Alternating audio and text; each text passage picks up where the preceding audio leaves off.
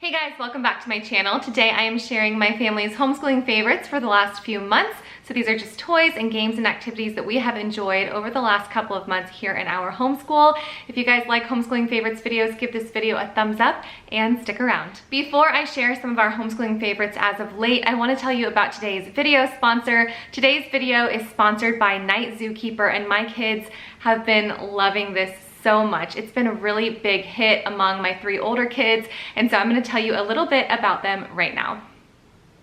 Today's video is sponsored by Night Zookeeper. Night Zookeeper is an award-winning creative writing platform that helps improve the writing skills of kids 5 through 12 years old. There are weekly lessons that incorporate interactive video elements and games to teach your children key skills. You get personalized feedback from a dedicated team of tutors, and it'll help improve their core writing skills. They get publishing opportunities and weekly competitions with real-life prizes, as well as free monthly educational printables. And I actually have a 50% off link for you guys in the description box below that includes a 7-day free trial as well.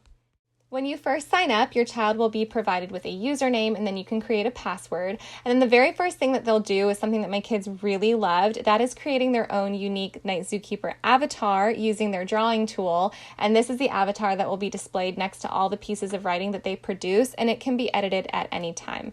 And then after they complete that, they'll reach the main menu. From there, they can launch all the different activities, but first they will press Your Zoo.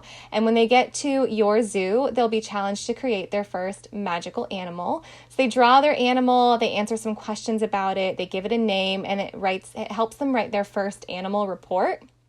So then once they complete their report, they'll be given goals to achieve in their writing, such as writing a certain number of words or using specific adjectives, verbs, and other words that'll help improve their writing skills. And then their writing will automatically be assessed to determine if the goal has been achieved. So then the goals are different depending on the age of each child, and if you feel like they're too easy or too difficult, you can change the age in your parent dashboard. So then they'll save their work, and when they close it, it'll automatically submit their work to be published by their team of tutors within 48 hours. Then they have the opportunity to grow their night zoo by completing learning challenges, writing lessons, and creating and collecting animals. There's also an area called Write, where children can quickly access new writing prompts featuring their night zoo animals, and add book reports in Reading Light or take part in star writing competitions. There are games, word games, weekly competitions, and there is a global leaderboard. And they can also read and comment on the most recent writing from their team members that's been showcased in their team blog, which is a great place for peer feedback. Children can see their progress in a monthly global league table featuring Night Zookeepers around the world, and they can access new interactive lessons sent from the Night Zookeeper tutor team that teach all writing skills and styles. Children can see messages from their tutor, friends, and notifications from awards they've won, and they can see all their writings, drawings, and lessons that they have completed. So my kids have really enjoyed this so much, and it's been age appropriate for each of their different age levels. It's been a great creative writing tool for them, and they're learning a ton. I love the challenges, honestly, as a parent. Those are the details that I miss out on sometimes, like add another adjective or try to use this word at the end of your sentence. So that's been really beneficial to me as a mom, just those gaps that I tend to miss or the extra effort that I don't always put into their writing. So we've really enjoyed this. Thank you so much, Night Zookeeper. And like I said, there is a 50% off code in the link down below. Thank you so much, Night Zookeeper, for sponsoring today's video.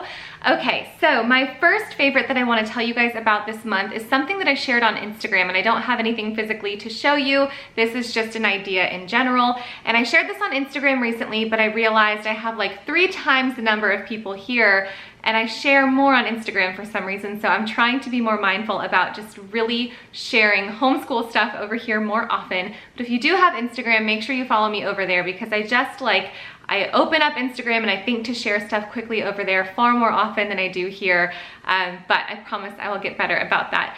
However, what I'm getting to is that we have really been enjoying escape rooms from Teachers Pay Teachers. So over the last 18 months or so, anytime that we approach a topic in either history or science or sometimes even math that I'm just struggling to teach, or I don't like the projects that are in the book, or my kids really don't want to repeat an experiment that we've done before or an activity we've done before, I will get on Teachers Pay Teachers and I will search that topic and escape room.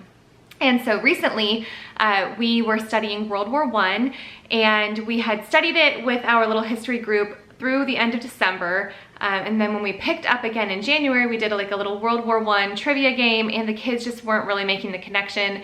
We had reread the chapter before the trivia game, and so then we decided to kind of hover on that topic before we moved on and see if our kids could get a little more familiar with all the ins and outs of that story.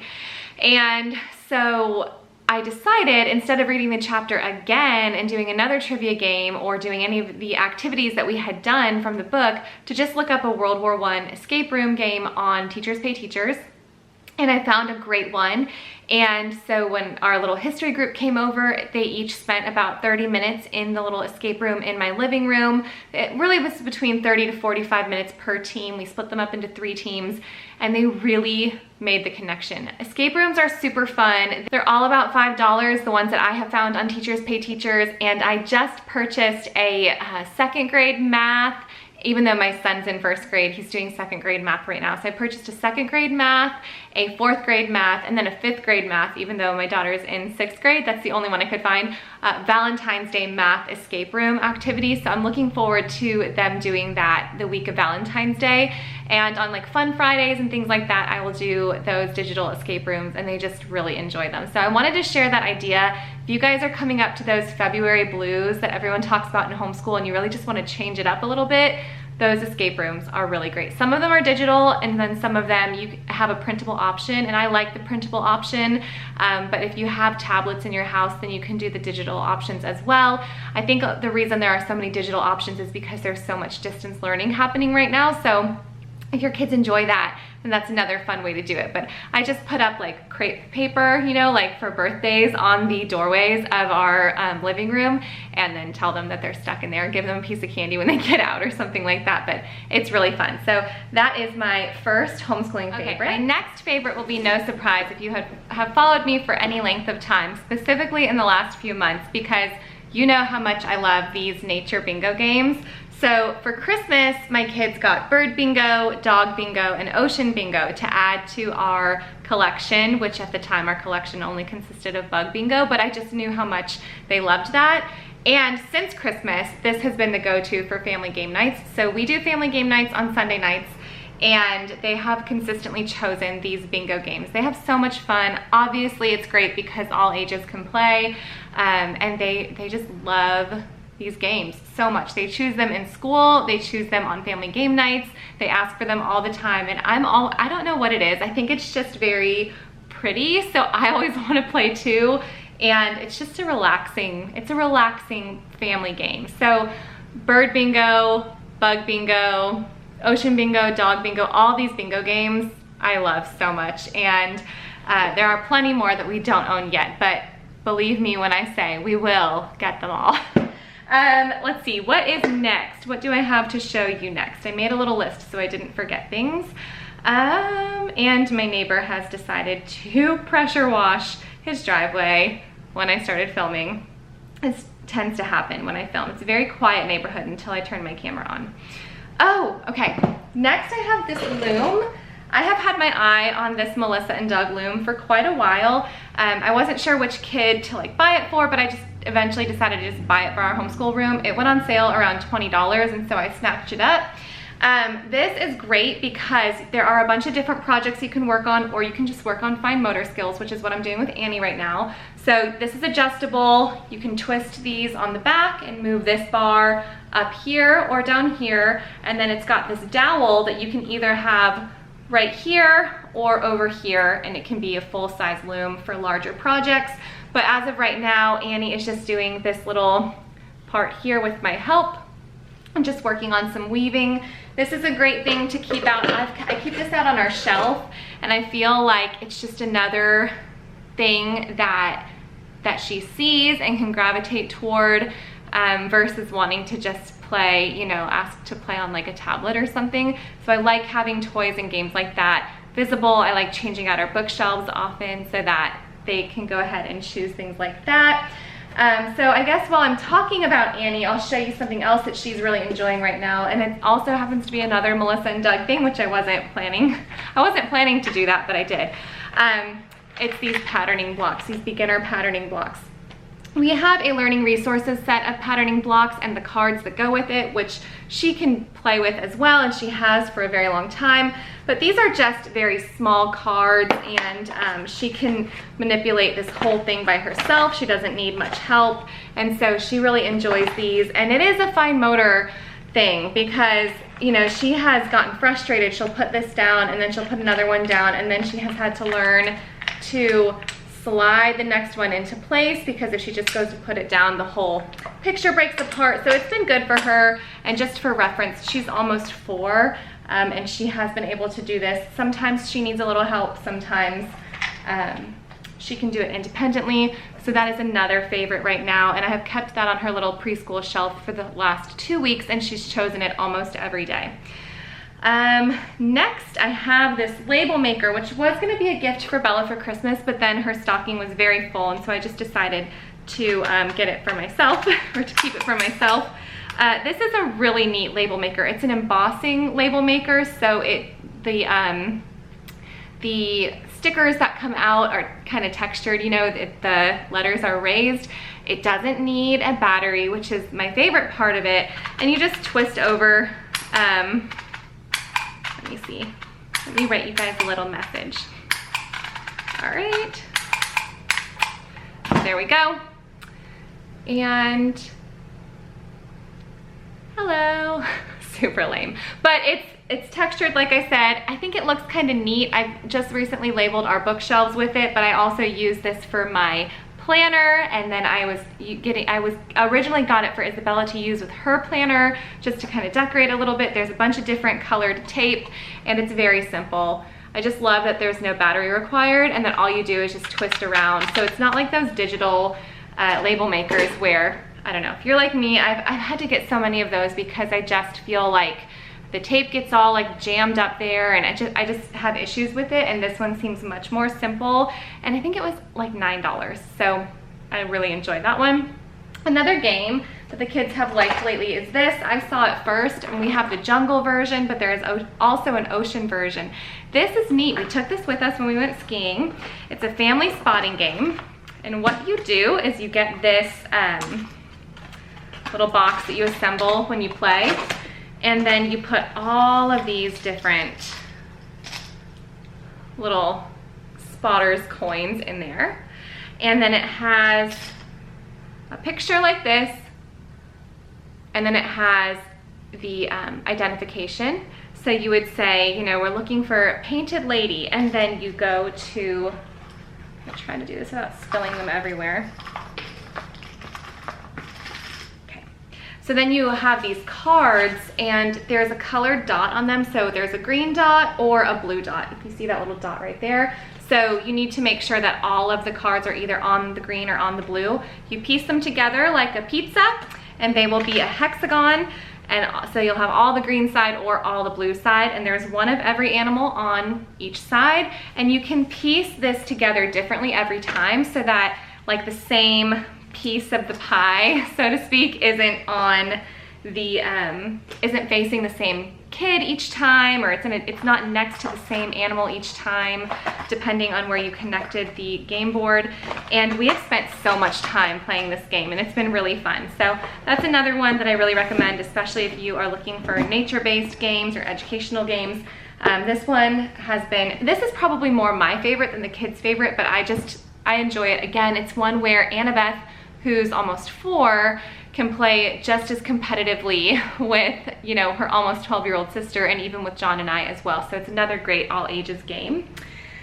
And I guess we're just doing all the games first. I showed this in my morning basket video, and we have kept it in there for a few weeks now. The kids really enjoy this game. I don't play the way you're supposed to fully. You're supposed to, every person goes around and draws a card, but what I do is this is how we've been starting morning basket. I will give each of the kids one of these clue cards, and I'll say, okay, we're gonna do 10 cards before we start school. And then you've got all these different animal fact cards. And so I'll just pick one, like say, I've got an ostrich, and they'll see this, But what you see is all this at the top, and you've got like, you have 3 clues at the top, so you read 2 of those 3 clues, and then they have to ask 10 yes or no questions. They each have a hint card or clue card, and I'll read one of these clues if they use the clue card for this. And then there's some facts over here that you can read afterward, and then there's a way to extend it, and there are some more facts at the bottom or questions at the bottom if they want to, like, I don't remember how it works, like if they ask for more, if they want to like play it further, you can say like, okay, well then you only get the card if you answer these questions right as well. But this has been really fun, and it's been a great icebreaker before we start morning basket, and we are doing zoology this year as our science, so that's worked out great. Next, I have these. These learning palettes are really neat, and I have seen these on the Usborne site for a few years, and I've never really looked into them. So somebody just ordered one recently from me, and so when the order came in, I was looking at it and I was like, I really want these. So I have the 1st grade starter set. I also have the 2nd grade starter set for next year, and then I have the kindergarten starter set for when Annabeth is ready for kindergarten. And then I also just grabbed the fractions, money, and decimals set as well, so my older kids can play with these as well. And the way that this works is you screw the lid off here, the little cap off, and then you have, I think I already, did I answer that according to, yeah. Okay, so you have these different cards on here, and there's a bunch of them. So this first one is shapes, and so you have to match the shape with its object. Where's the, oh, match each object to its shape. Okay, so say you see you've got an envelope here, and so it's telling you the red ring with no center, which is this one. So you'll have all these little rings or little tokens or whatever they're called. I can't think what they're called. And you would find that shape. So here's the rectangle, and you would put it right there. And then it's self-correcting, so you flip it over, and after you've done the entire puzzle, then it should all match up. So there's the solid orange ring, here's the orange ring without the center, there's the solid blue, and so it's just self-correcting puzzles. Wow, I really did a great job selling that one, but we really have enjoyed it so much. So there's shapes in the 1st grade starter set. You've got shapes, you have sequencing, there is patterning, there's some math on there, counting by 5, so some skip counting, you have how many more, how many less. So, and then like I said, I also got the fractions and decimals and money one for my older ones, and then I have the kindergarten set and the 2nd grade set. But there's a lot of them on there. I think there's some vocabulary ones and such, so I really think those are neat. I love self-correcting puzzles, and I just love any way to reinforce concepts that are being learned by using manipulatives. So really enjoyed that. Something that we've recently brought back that has become a favorite again. If you've been around here for a while, then you'll recognize these. These are blue ribbon points, and this is an idea, a concept I learned about from a farmhouse full years ago, like probably like 8 years ago. I feel like, I don't know how long ago she put up that video, but she talked about blue ribbon points and how they utilize them in their home. And we haven't followed the way that she did them, but I liked that she called them blue ribbons. And that's basically the idea I took from her, was that she called them blue ribbons, and I made these myself. I have Colossians 3:23 on them, and I've had these same ones in our house for like 6 or 7 years now. Whatever you do, work at it with all your heart as working for the Lord, Colossians 3:23. I actually have a printable that I made of these, so I will link that below if you guys want to print this out for your own house, and then I laminated them. Super simple, you guys. So I give these out right now. The way I've been using these are 3 per day. They can earn up to 3 per day. 1 for having their morning routines done and being prepared for school when it's time for school. 1 for doing their work diligently, and 1 for doing their afternoon contributions and their zones. So it's like a all-consuming, I can't think of the right word. It includes everything, their chores and their schoolwork. So it's not, we don't like do allowance for chores or anything right now. We just stick with this system. It's one that's worked for us for years, and sometimes we'll take a break from it and then we'll end up coming back to it. Now, in years past, we had we had all sorts of different things you could earn with these. We have kept it very simple the last few weeks, and it's worked like a charm. So we have allowed them to spend 2 a day on a treat after dinner if they want. So we have the Outshine popsicles, I think they're called. We have oat ice cream bars, and we have those yogurts that have like M&Ms, like, you know, the dessert yogurts, not like the healthy yogurts. So we have those in our garage refrigerator, and if they finish their dinner, they may spend 2 blue ribbon points on a treat. Now, we don't do daily treats otherwise in our house, so it felt like something, like they were really getting something with that, and it also wasn't too much of a compromise for us because they're not getting like full-blown like ice cream sundaes every night either. They also haven't chosen to spend them every night, so that's worked out as well. So if they get 2 per day, or if they get 3 per day and they're allowed to spend 2 per day, they still have 5 at the end of the week. What we've been doing, because we don't do much screen time, is we've been allowing them to spend 5 for a half an hour of watching a show or like YouTube Kids or something on Saturday mornings. Now, we do watch a family movie on Friday nights, and then right now on Tuesday nights, John is leading a Screw Tape Letters book study at our church for the high school guys. So Tuesday nights, I'm usually doing something with the kids that's fun. And so what we've done the last couple of Tuesday nights is we've had Taco Tuesdays, and we've watched a Animal Kingdom documentary on Disney Plus. So they are getting, like, they're getting Friday nights, they're getting Tuesday nights, but the Saturday morning, like, half an hour is they get to choose. And the benefit for us is that they can only earn up to 15 a week. So that would be no more than an hour and a half of watching something on Saturday mornings, but also they've been using them for treats. And so, you know, they've saved between half an hour to an hour each for Saturday morning. So I feel like they're getting something good out of it, and we're not having to like give them too much like junk that we wouldn't otherwise give them, like having those little prize buckets like we used to have. So that's been a favorite because it's really just worked out all around for all of us. Next for me, I have this Wild and Free print sampler. I recently, just a few months ago, joined the Wild and Free subscription plan. You know, like there's a free Wild and Free membership you can have, and then there's a paid membership. It's $19 a month. In the past, I don't feel like I would have really utilized the digital content bundles every month, so $19 seemed kind of steep for the fact that I would only be using the print. But I feel like I'm in a season of life now where I actually can take the time to download the parts of the digital bundle that I want, and it actually has been really motivating for me, and I've really enjoyed the different articles, and I've actually like taken action on some of them. Some of them have really just motivated me, and then I've like put things in motion with some of my girlfriends to do some of the activities and some of the ideas. But I've really loved these. I've loved the digital bundles, but I also like getting the print sampler in the mail. This doesn't have everything that's in the digital bundle, but it just has a few little articles. And as with any Wild and Free product, it's just as beautiful as it is nourishing for your heart. So I always love the photography. I love the articles. So if you are looking to take the leap into the Wild and Free community, I think it's worth the $19 a month. But again, to be fair, it wasn't always worth the cost for the season of life that I was in, if that makes sense. All right, this is something I think I may have shown to you guys already, but this is from, I think it's Myra's Toys on Etsy. It is an arithmetic wheel. This has been so good for my kids. So this is an arithmetic wheel. Let me explain.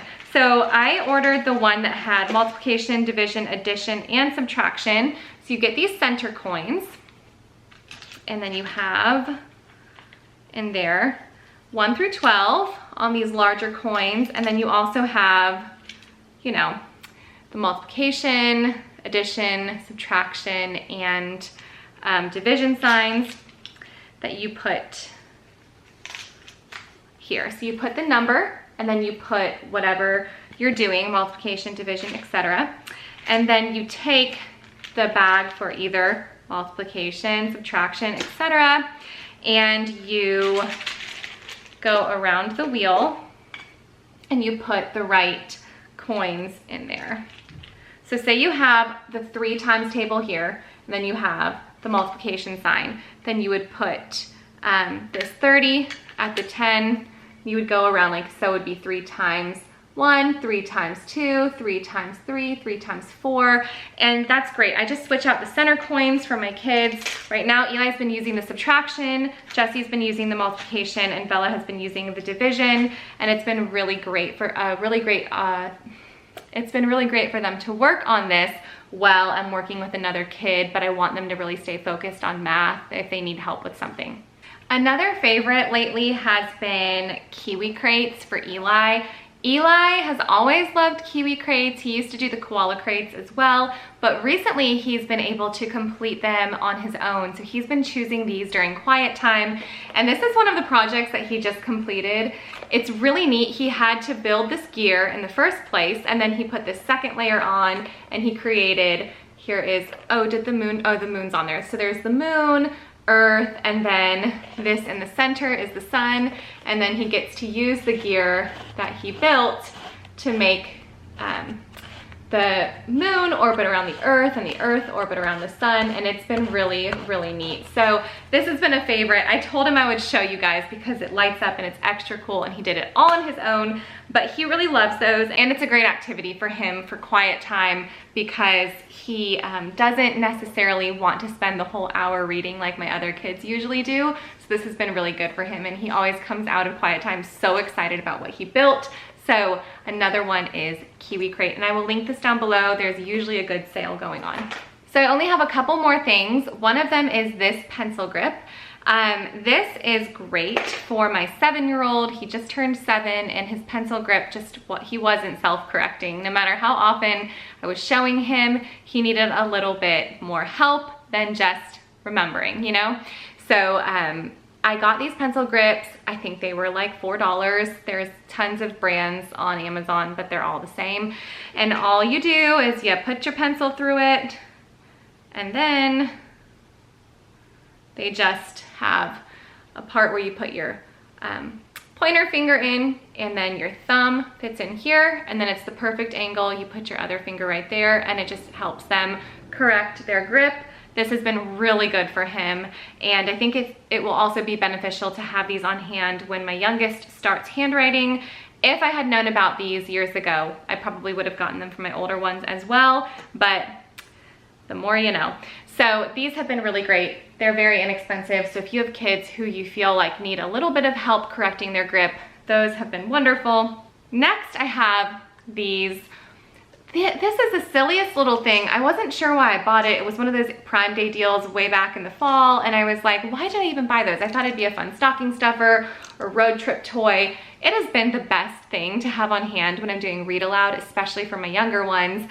I have this one, and then I have the little ring toss one. It's so quiet, and they have just enjoyed these so much. It's just water. It's one of those water toys. I mean, I remember when I was a kid, I think Taco Bell like had one, you know, at the front where you like drop a coin in and then you try to get it to land on the thing. So maybe that's why I wanted one of these. I remember loving those as a kid, but it's been great. It's very quiet, like I said, and they have really enjoyed this when I'm reading aloud or when we're doing morning basket, or they just need something to kind of be playing with in order to pay attention. I've always had kids who need to have their hands busy in order to really pay attention, and they're still doing their narrations well. It's just something that's been very beneficial. And then I think I've showed this to you guys a few times now, but Young, Wild, and Friedman has been such a blessing for Annabeth for her preschool time, and so we are part of the monthly subscription. This month it's a polar bear subscription or Arctic subscription, so she's got the 3 different scented doughs in here, in these cute little containers, and all sorts of little manipulatives that she can set up a little scene or do some open-ended play. But my boys have this. They can't keep their hands off of it either, even though it's for my 4-year-old. So they last week worked at hitting a math goal. I had a number of math lessons I wanted them each to complete, and they both hit it, and they both got on the Young, Wild, and Friedman website, and I let them each pick one. So Eli picked the Army box, and Jesse picked the Space Kit, and so all of my kids love it, so I just wanted to share with you guys, even if your kids are not 4 years old, I bet you they would love it too. Jesse's 9 and he's so excited. So those are some of my favorites this month in our homeschool. Let me know in the comments down below what you guys are enjoying, and thank you so much, Night Zookeeper, for sponsoring today's video. Bye guys.